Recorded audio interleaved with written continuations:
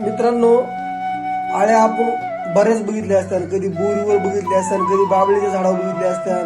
नाही आता ज्यावेळेस मूग येतो बघा, मुगावरती तर लय मोठमोठ्या सोटा असतात, आळ्या असतात. पण त्या आळ्या ज्या आहेत त्याचं रूपांतर एका फुलपाखरामध्ये होतंय हे मला सुद्धा माहित नव्हतं. आणि ते आज मला ह्या व्हिडिओच्या माध्यमातून बघायला मिळालं. खरंच निसर्ग एक अद्भुत आहे. निसर्गामध्ये अशा आश्चर्यचकित करणाऱ्या गोष्टी आहेत त्या माणसाच्या डोक्याबाहेर आहेत. बघा तुम्हीच, बघा ही किती मोठी आळी आहे. तर ह्या आळीचं रूपांतर जे आहे एका फुलपाखरामध्ये होणार आहे.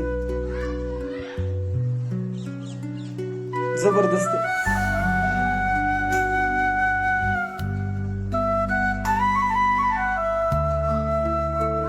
आपण तर आतापर्यंत डायरेक्ट फुलपाखरूच बघितलं होतं. मी तर कधी कोणत्या फुलपाखराचा जन्म झालेला बघितला नव्हता किंवा काहीच अंड वगैरे देतं वगैरे असं काहीच माहित नव्हतं आपल्याला.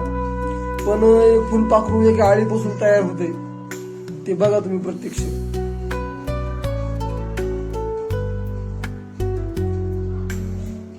आहे का नाही जबरदस्त.